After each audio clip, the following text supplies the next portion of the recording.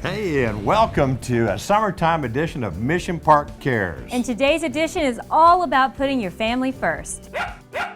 It's hot outside, but I feel a cool dessert coming on. And I can't wait to show you what my little girl Peggy is. She's going bananas. Hi, today I'm here with my granddaughter Peggy, and we're going to be making a fun, kid-safe, delicious dessert. Well, our first ingredient would be our instant banana pudding.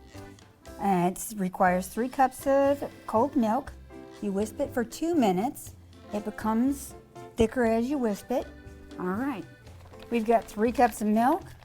We're going to put in our pudding.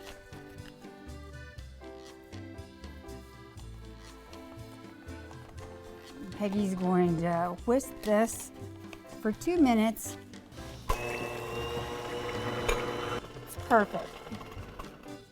Next, Peggy's going to layer her pan. We are putting in vanilla wafers, and then we're going to put on our bananas on top of that.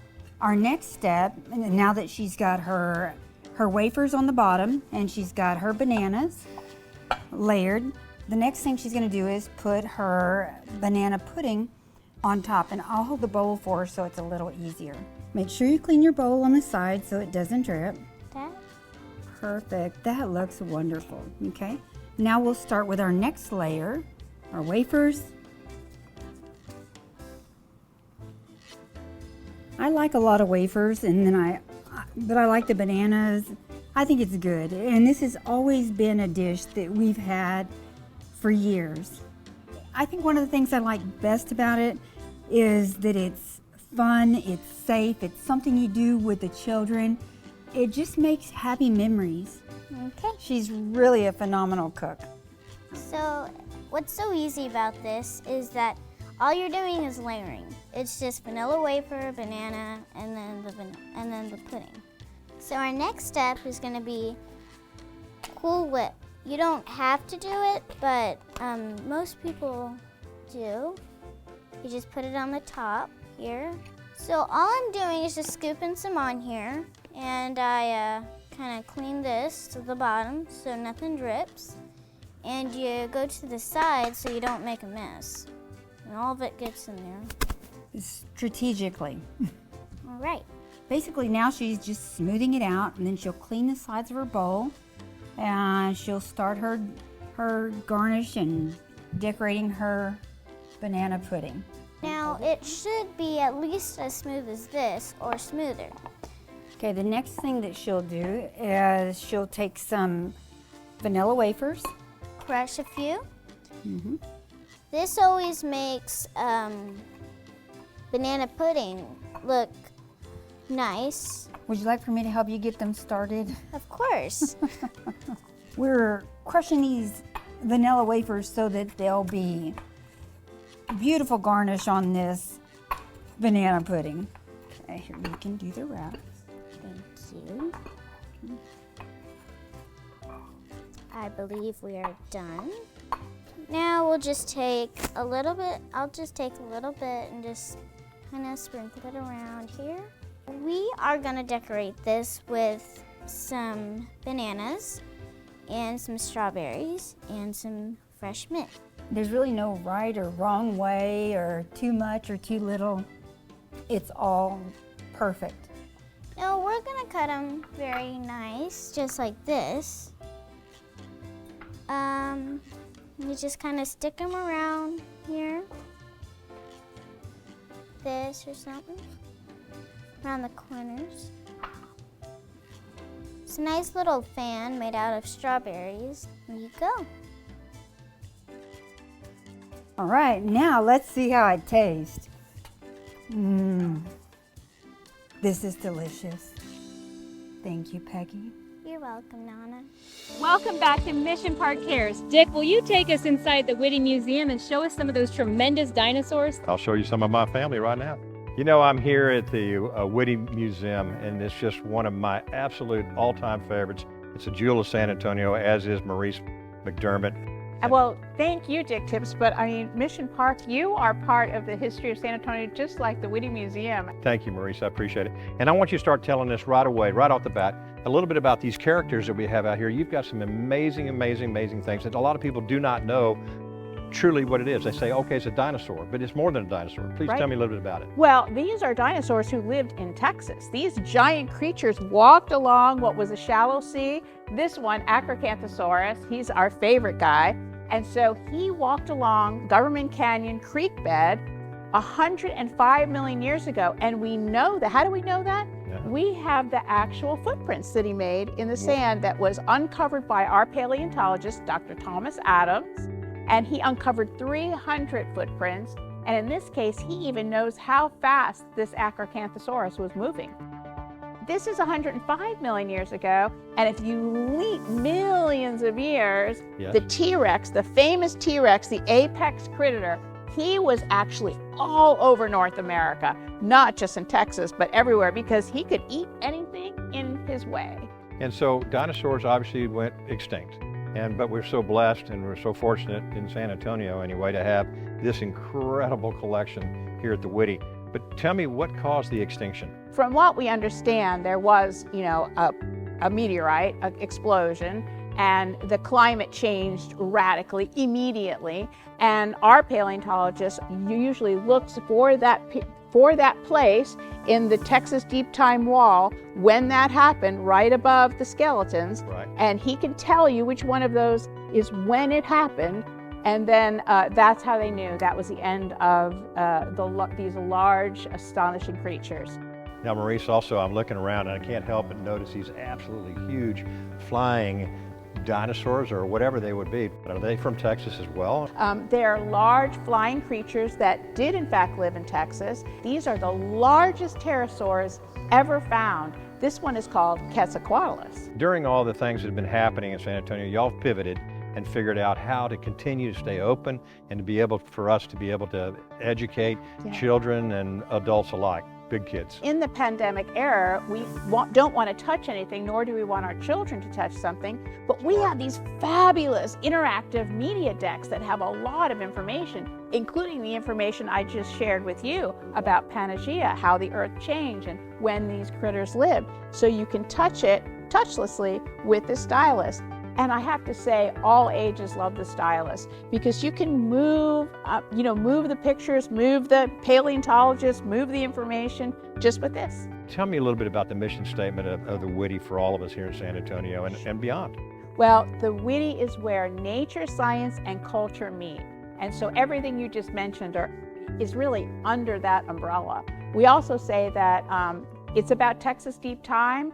And we especially say that the Whitty Museum inspires people to shape the future of Texas. So our children and grandchildren will be part of the new Texas. And so it's really incumbent upon us to provide people with everything new that they could possibly know about old things sometimes, but there's always new information about all old artifacts and old stories. So that's our job, is to respond to the community, to listen to what the community wants to learn, and then provide it. What would you like to see? What would you like to experience? And we love the multi-generational experience where the young ones and the older ones can learn from each other. That is really what we strive for here at the Whitty Museum. Thank you for everything that you do for all of us here in San Antonio to make life better for everything we do. And I love seeing all of the people that are here today. Thank you so much for being here. It's a great honor. Let's go check on Dick and see what family fun he has cooked up at the Museum. This is it. This is the Museum. And let's do this. Let's go inside. Let's see what we can find, or let's see what we can do, because for the kid and all of us, there's plenty to do. You know, I'm here today with Kelsey Vaughn, and we've come upstairs in the museum, and she's just got a terrific idea for what we could do at home. Kelsey, give us a little demonstration. Yeah, absolutely. Today we're going to be exploring ice cream. So for this activity, you will need 2 Ziploc bags, a gallon-sized bag, and either a sandwich or a quart-sized bag, 1 tablespoon of sugar, a half a cup of heavy whipping cream or chocolate milk or any sort of milk alternative. You can use almond or soy if that's what you like to drink. A 1/4 tablespoon of vanilla extract. You'll need ice cream salt, rock salt, or kosher salt will work best. Some ice, and a rag or oven mitts, something to protect your hands because it's about to get really cold. So how does it all work? So first thing we're gonna do is open up our smaller plastic bag. So you'll take your heavy whipping cream and you're gonna pour it into your measuring cup. This is, again, a half cup of heavy whipping cream here, and I'm just gonna pour that into my bag. Okay. And then I'm going to, oh, thank you. I'll go ahead and pour myself a 1/4 teaspoon of vanilla extract. Okay, whipping cream. Very nice. All right. Yeah, you want to make sure there's a lot of fat in your ice cream. A lot of fat right here. And then you're going to do your 1 tablespoon of sugar. Yeah, all good. And all of this is going into your smaller baggie. Now, once all of these ingredients are in your smaller bag, you're gonna go ahead and close the bag up and make sure you put out as much of the air as you can from inside the bag. After you do that, you're gonna go ahead and squish the bag up to kind of mix all the ingredients together. Next thing you're gonna do is take your large plastic bag. We're gonna go ahead and pour our ice in here. And then you'll take your salt, just pour some of that salt in there. Okay, good. And the salt helps it to freeze, is that right? Yeah, so the salt actually lowers the melting point of water. So it's gonna lower the melting point of water from 32 degrees Fahrenheit to -16 degrees Fahrenheit. And the way that ice works when it melts is it's actually pulling heat from its surroundings, which is why it's gonna get really cold on your hands. So you're gonna take your rag or your oven mitts and you're gonna wrap it around your ice cream and you just start shaking. And you'll be shaking for anywhere from 10 to 5 minutes. It depends on how well you're shaking, how much ice you put in, lots of factors in there. My hands are getting kind of tired. Could you help me out? Oh gosh, I knew this was coming. So I'm going to be doing a lot of shaking. There's a whole lot of other moving parts on me. All right. You know, now with the magic of television, I can kind of stop shaking. But it's okay, it's still moving a little bit fast. But now look at this. Let's see what Kelsey's got for us. So once you pull out your bag after you've been shaking, you'll have your ice cream. And you're go ahead and make sure you get all that salt off the side of the bag so none of the salt falls into your ice cream. You want to try some? Sure. Go for it. Sure. Absolutely I do. You kidding me? I've got all these chins for a good reason. I'm not kidding, this is delicious. It's really good. And it's so easy. Wow. I think it has a little cinnamon in this. I did put cinnamon in that one, yeah. I used some pumpkin pie spice with That was it. a little surprise. Yeah. How many ingredients do you actually have now? The total number of ingredients would be Whipping cream, sugar, vanilla extract, and then the ice, the salt, and whatever else you want to add to it. If you want to put sprinkles or chocolate chips on top, that's totally up to you. So that's my 10-minute do-it-at-home ice cream. well done too. Well done. And tastes terrific. Tastes great.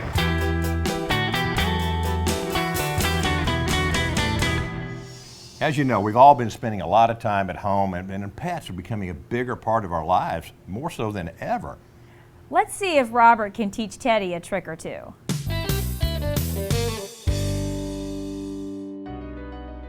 I'm Robert Tips and I'm going to train my dogs. I want you to meet Destiny, our trainer. Thank you, Robert. You're welcome. Today we're going to work with Teddy and Robert to show everybody what we can do at home with our dogs when we need to work on some obedience training. Want to come over here with me and we'll work with him on sit. So I'll have you come over here, Bud, and have you stand right there. And I'm going to see if he knows how to sit when you tell him to. So tell him. Sit. Now say it like you mean it. Sit. Good. Okay, go ahead and give it to him. Very good. All right, we'll try that sit again. Okay, sit. Nice. Good job. All right. Well, let's put Teddy back in his crate and we'll pull out whoever you want to work with next. You get to pick. You want to do Miss Bell next? All right, let's see if she'll come out and work with us. Does she know sit? No, yes. Okay, so ask her to sit. Sit. Good, go ahead and give her, there you go. All right, now we're gonna try stay, so come over here with me. All right, here goes the food bowl.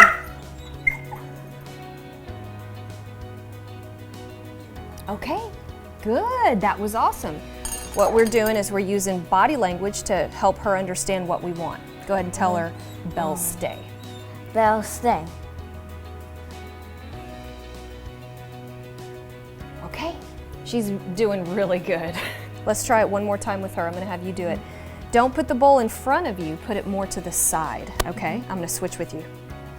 There you go. Put it more to your side. Yeah, like about right there. And keep going, tell her stay. Stay. Pick it up. Wait for her to go ahead and take a step towards her. She'll probably sit. You may have to tell her to sit again. Belle, sit. Good. Perfect. Tell her stay. Stay. Very good. Good job, dude. Should we try Bo? Yep. All right, let's do it. Such a huge difference in temperament, Bo versus Teddy. Teddy's bold, Teddy's excited. Teddy. Look how gentle Bo is. Your turn, Robert. Show us what you got. I want to see that sit and that down. Bo, sit. Good. Okay, down right in between those front legs.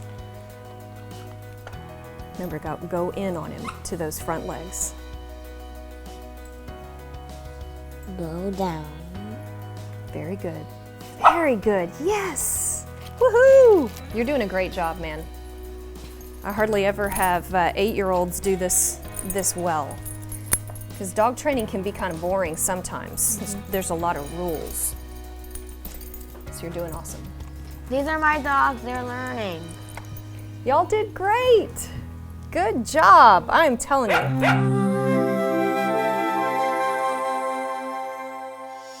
Now let's go catch up with Bernie Martini, tickling the keys at the Fairmont Hotel. Summertime and the living is easy. Fish are jumping and the cotton is high. Your daddy's rich and your ma is good looking. So hush, little baby, don't you cry. Oh, one of these mornings you're gonna rise up singing, and then you'll spread your wings to the sky. But until that morning, nothing can harm you. With Daddy and Mommy standing by.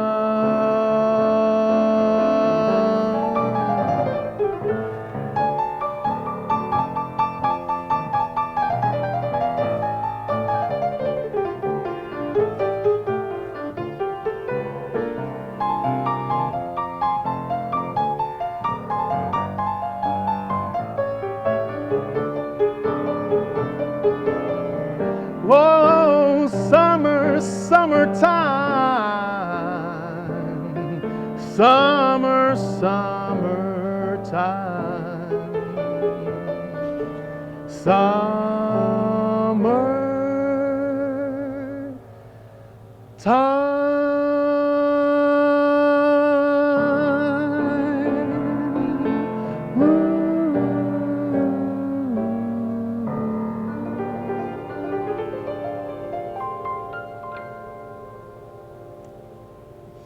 Now it's time for a final prayer. Thanks, Dick and Kristen. I wanted to share from Psalm 46. God is our refuge and strength, a very present help in trouble. Therefore we will not fear, though the earth should change, though the mountains shake in the heart of the sea, though its waters roar and foam, and though the mountains tremble with great tumult. This is a great reading from the Psalter, from the song book of the Holy Scripture. It's just not a song or poetry or just a little ditty. It is a statement from God's people about who God is. It is about a God who does not abandon people, who does not flee when chaos comes or is apathetic. It is God who is ever present, especially in times of trouble, especially when all hell breaks loose. God says he will be right there. He's not saying that he will seek refuge for his people or that he will find strength for his people. It is saying that God is our strength and God is our refuge and that he is the one in control. During this time when we think everything is chaotic and when really all hell has broken loose, we understand that God is present with us and he is calling us to stand still and to be silent and to allow him to be the strength and to be the refuge in our hearts and to realize that God does not abandon us, God does not flee in the midst of chaos, but that God is the very one who will hold us up and redeem all things. Stay positive, be alert, because God is in the very midst of us. Amen. Thank you for watching Mission Park Cares. Putting family first is what Mission Park is all about. And at Mission Park, it's always our mission to care. Please tune in next week for a brand new episode of Mission Park Cares.